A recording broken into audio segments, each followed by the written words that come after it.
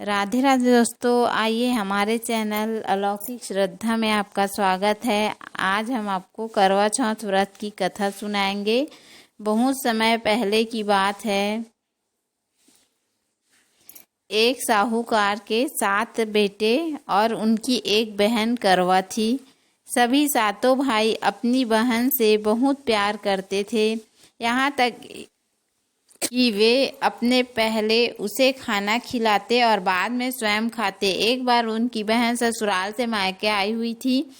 शाम को भाई जब अपना व्यापार व्यवसाय बंद कर घर आया तो देखा उसकी बहन बहुत व्याकुल थी।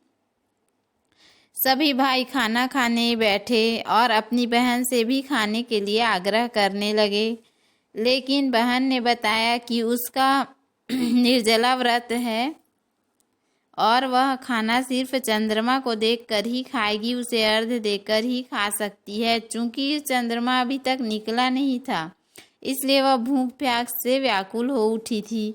सबसे छोटे भाई से अपनी बहन की हालत देखी नहीं जाती और वह दूर पीपल के पेड़ पर एक दीपक जलाकर चलनी की ओट में रख देता है। दूर से देखने पर वह ऐसा प्रतीत होता है जैसे कि चतुर्थी का चांद उदित हो रहा है।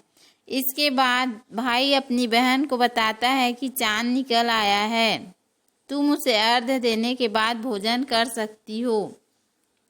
बहन खुशी के मारे सीढ़ियों पर चढ़कर चांद देखती है, उसे अर्घ्य देकर खाना खाने बैठ जाती है। वह एक टुकड़ा मुंह में डालती है तो उसे छींक आ जाती है, दूसरा टुकड़ा डालती है तो उसमें बाल निकल आते हैं और जैसे ही तीसरा टुकड़ा मुंह में डालने की कोशिश करती है तो उसके पति की मृत्यु का समाचार उसे मिलता है। वह बौखला जाती है। उसकी भाभी उसे सच्चाई से अवगत कराती है कि उसके साथ ऐसा क्यों हुआ। करवा चौथ का व्रत गलत तरीके से टूटने के कारण देवता उससे नाराज हो गए हैं और उन्होंने ऐसा किया है। सच्चाई जानने के बाद करवा निश्चय करती है कि वह अपने पति का अंतिम संस्कार नहीं होने देगी और अपने सतीत्व से उन्हें पुनर्जीवन दिलाएगी। वह पूरे 1 साल तक अपने पति के शव के साथ बैठी रहती है, उसकी देखभाल करती है, उसके ऊपर उगने वाली सुईनुआ घास को वह एकत्रित करती रहती है। 1 साल बाद फिर करवा चौथ का दिन आता है। उसकी सभी भाभियां करवा चौथ का व्रत रखती हैं। जब भाभियां उससे आशीर्वाद लेने आती हैं तो वह प्रत्येक भाभी से यम सुई ले लो, पीर सुई दे दो, मुझे भी अपने जैसी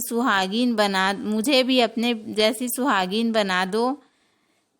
तो वह प्रत्येक ऐसा आग्रह करती है, लेकिन हर बार भाभी उसे अगली भाभी से आग्रह करने का कहकर चली जाती है। इस प्रकार जब 6ठे नंबर की भाभी आती है तो करवा उससे भी यह बात दोहराती है। यह भाभी उसे बताती है चूंकि सबसे छोटे भाई की वजह से उसका व्रत टूटा था, अतः उसकी पत्नी में ही शक्ति है कि यह तुम्हारे पति को दोबारा जीवित कर सकती है। इसलिए जब वह आए तो तुम उसे पकड़ लेना और जब तक वह तुम्हारे पति को जिंदा ना कर दे उसे छोड़ना नहीं। ऐसा कहकर वह चली जाती है। सबसे अंत में छोटी भाभी आती है। करवा उनसे भी सुहागिन बनने का आशीर्वाद मांगती है, लेकिन वह टाल मटोल करने लगती है। इसे देखकर उन्हें जोर से पकड़ लेती है और अपने सुहाग को जिंदा करने के लिए कहती है। भाभी उससे छुड़ाने के लिए नोचती है, खसोटती है, लेकिन करवा नहीं छोड़ती।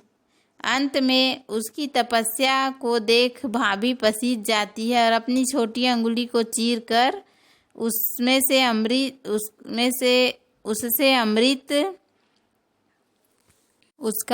उसके पति के मुख में डाल देती है और उसका पति जीवित हो जाता है। बोलो करवा चौथ माता की जय।